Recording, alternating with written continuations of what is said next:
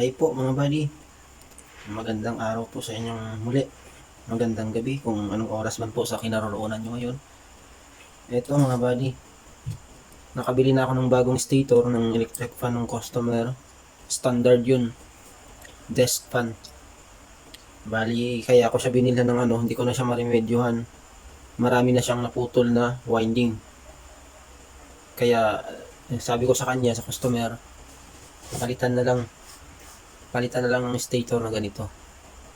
Kaya ito, bumili na ako ng bago. Itong bagong electric fan na ito, wala siyang thermal fuse. Kaya po ako gumawa ngayon ng video kasi tuturo ko po sa mga newbie o mga gustong matuto kung paano maglagay ng thermal fuse. Ito po para sa mga bago lang po, no? Pasintabi po sa mga master dyan. Konting kaalaman lang po sa mga gustong matuto at saka mahilig magbuting-ting kagaya ko. Ilalagay ko po itong thermal fuse dito. Babypass ko lang po siya para magkaroon siya ng thermal fuse. Yan, defective pa yung yata, core. Yan, ilalagay ko po siya dito. Bali, ayon sa color coding na ito mga buddy, sa palagi kong pinagbibilan ng electric fan, ganito na yung ginagawa niyang color code. Itong dalawang yellow sa capacitor, ito yung common na kulay green. Number 1 itong white. Number 2 itong black. Number 3 itong red. Ayon sa color coding po ng pinagbibilan ko lagi ng stator na ganito. Bali, ito po yung electric fan na gusto kong lagyan ng o i-repair ko ngayon. Ayan po sa video.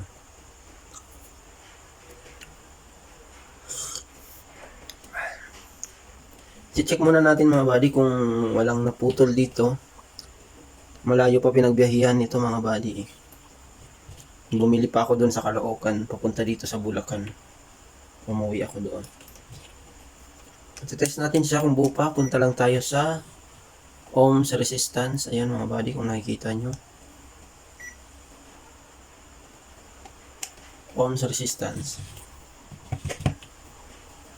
Dito tayo maglagay ng test probe sa green. Po, permanente na po yan dyan. Alamin natin kung tama yung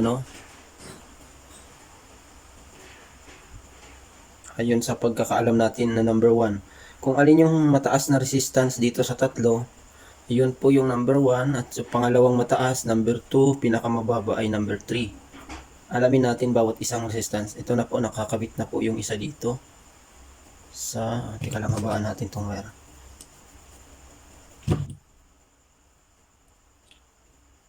Yung isa dito. Ayan, nakakabit na mga buddy. Isa-isahin natin dito.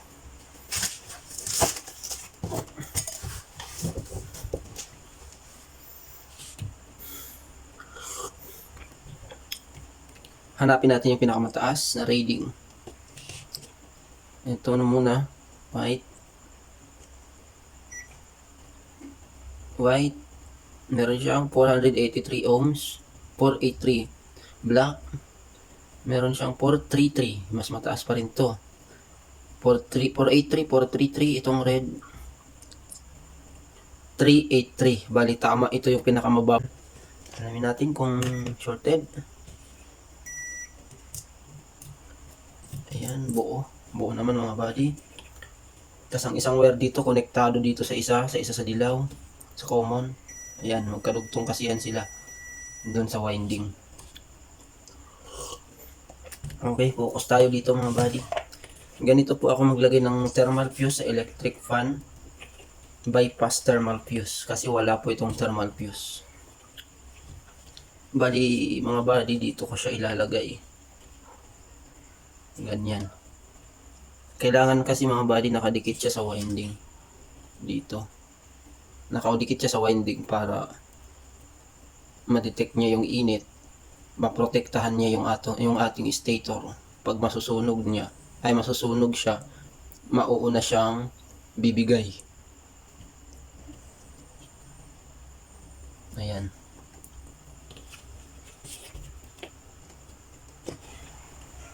Susukatin ko lang to. Puputulin ko siya dito.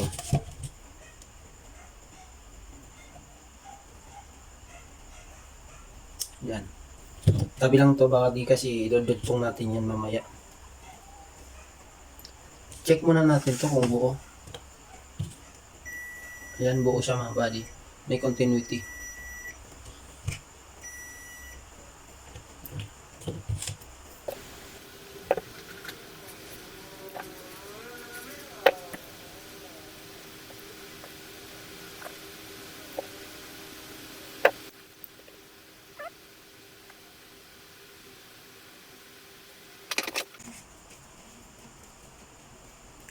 Sa paghihinang mga buddy, huwag niyong tatagalan uli.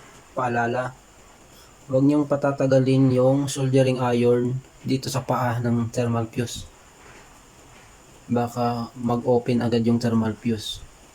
Hihinangin lang natin.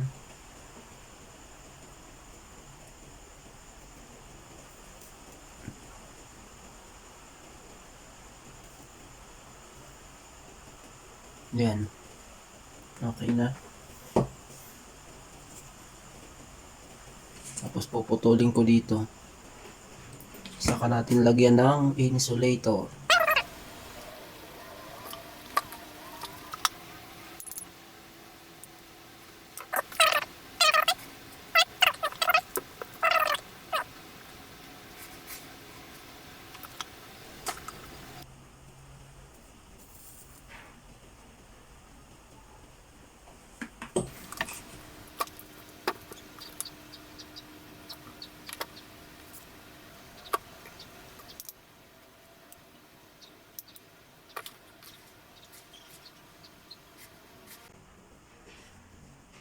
Yan. Ano itsura niya mga buddy, ano? Bali ito siya. Ito siya. Kailangan nakadikit siya dito sa winding. Bali ipifix natin siya dyan mamaya. Ganyan. Yan. Lalagyan ko lang ng nylon tie.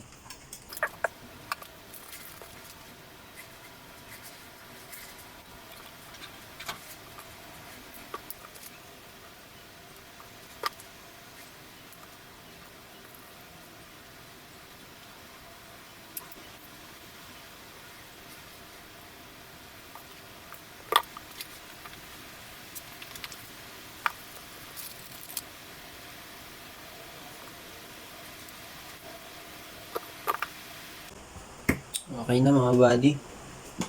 Nakabit na natin siya ngayon. Sama na uli sila. Check natin kung buo pa yung fuse. Continuity natin dito. Kasi yung isa dito sa ilaw, sa capacitor, magkadugtong sila sa green. Yan, kung naririnig niyo po. Hanapin natin dito. Ayan, buo. Kabit ko na to mga buddy. Ganun lang po mga buddy ang paglalagay ng thermal fuse. Hahanapin nyo lang po kung saan dito yung common at doon nyo po ilalagay yung thermal fuse. Puputulin nyo lang po yung common, doon nyo itatap o ibabypass yung thermal fuse. Maging bilog na thermal fuse o ganito po, square thermal fuse para sa electric fan. Ganun po ang paglalagay. Ganito po yung epektibo kong paraan kung paano maglagay ng thermal fuse sa isang stator na walang thermal fuse. Ganyan po itsura niya mga buddy. Maraming salamat po sa inyong panunood. At mamaya po, pag nabuo ko na to, papakita ko po kung umikot yung ating electric fan. Ayan, okay na po siya. Bali, yung value pala ng thermal fuse na yan mga buddy, ayan o. 115 degrees Celsius, 250 volts, 2 amperes. Okay, yan mga buddy. Bubuuhin ko na po siya mga buddy. Ito na siya mga buddy. Na set up ko na siya, nabuo na. Ito, capacitor. Ang nilagay ko sa kanya ay 1.5 UF, 1.5 microfarad, at 400 volts AC. Ayan, pinagdugtong-dugtong ko na siya dito.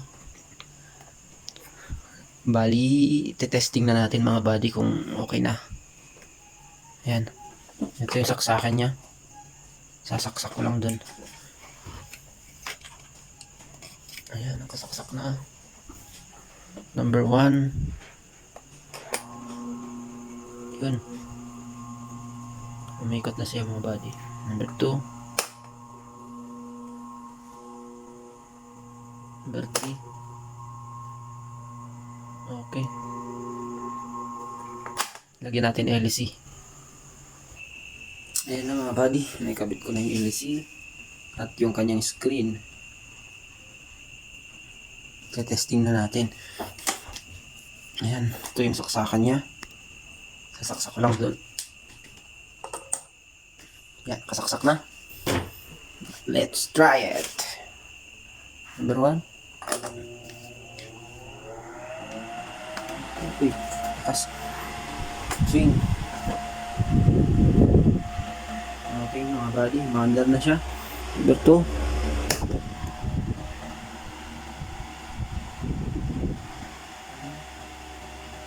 Number 3. Lakas mo. Ayan. 0.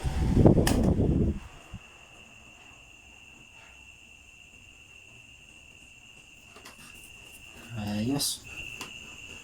Number 1.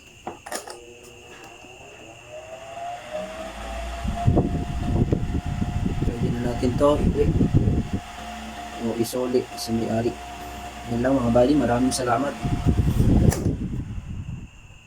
Yan lang po mga buddy, maraming salamat po sa inyong panonood. Sana po may natutunan kayo sa munting tutorial na ito. Maraming salamat po mga buddy. Bye bye.